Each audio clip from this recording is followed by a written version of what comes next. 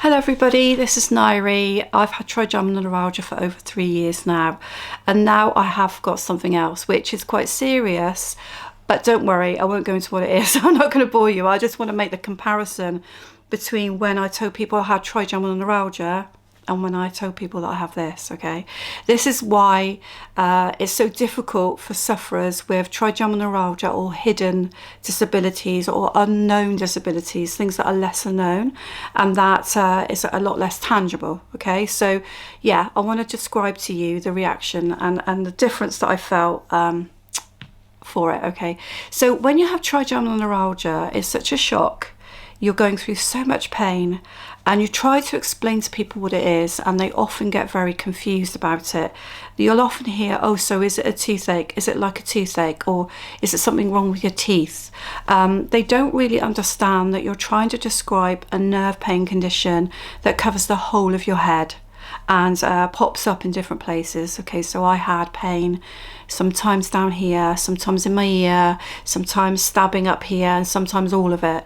And then I'd have days when I would be free of pain for a little bit, so I might be free of pain for a couple of hours, and then times when I would be in a lot of pain for a couple of hours. So mine's more atypical with a bit of A1 in there, if that makes sense to you, if you know what I'm talking about. So I might have had a build-up of pain for a couple of hours, and I might have some really excruciating pain throughout that, but then I might have been not pain-free in the beginning, but doing a lot better.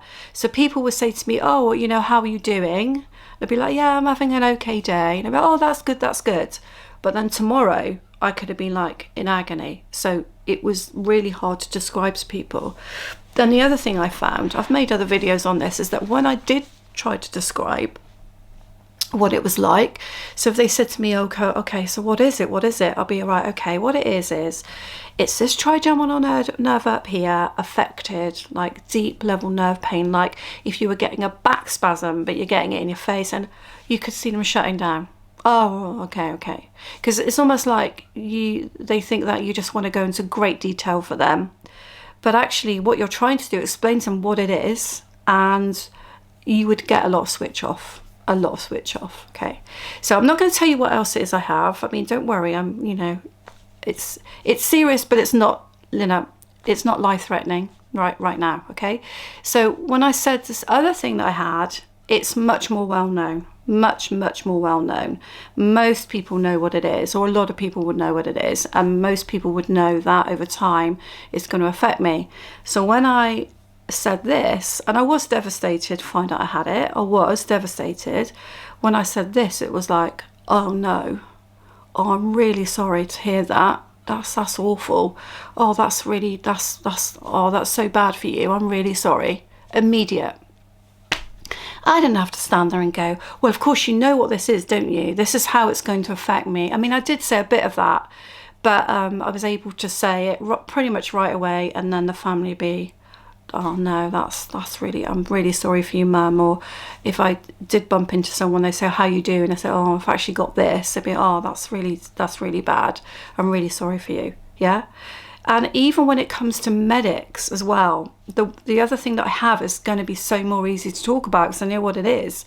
Whereas if you say, oh, have you looked at my notes? I've got trigeminal neuralgia, so I'm on these tablets. I'd be like, oh, yeah. Someone would be like, oh, yeah, I know. I've seen your notes. I know what that is. And others would be like, oh, let me have a look. Oh, what's that again? So even with medics, it's a problematic situation. And I think I've said about this before in my videos, this is where the isolation comes. This is why you're seeking out videos. This is why you're watching me, because you need to know more, because there's not enough out there. And when you talk to other people, they don't know what you're talking about. So you're in this sort of bubble of existence of being this person with this thing. And it seems like the rest of the world doesn't know what it is.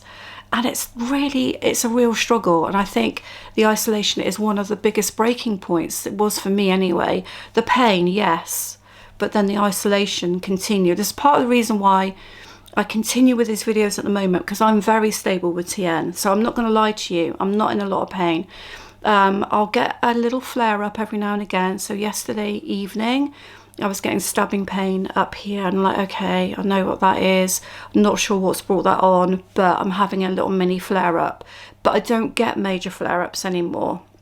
And when I do get that pain back, again, I was eating something yesterday and I felt like I've maybe felt it, then I panic, because I'm very stable at the moment. Remission, I think, would be too strong a word. Would I come off the tablets? Probably not, but very stable. And so part of me thinks, well, do I keep making these videos? Because there are going to be people watching this who are in agony and don't know what they're going to do every day, don't know how to get through the day, don't know whether they're going to need surgery, haven't got the right meds yet, and watching me going, well, how are you managing to even make a video?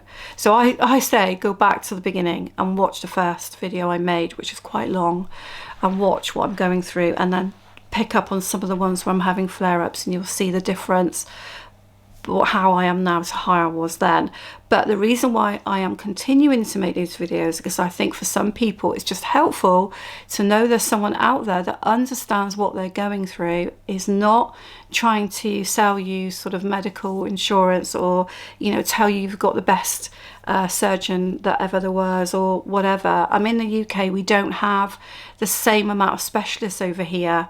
You know, when some people put in comments, oh, I recommend such and such surgeon, well, I'm not in the USA, so it's different across the world. I'll tell you that, it's very different across the world. So I hope that helps some of you who are isolated, feeling down.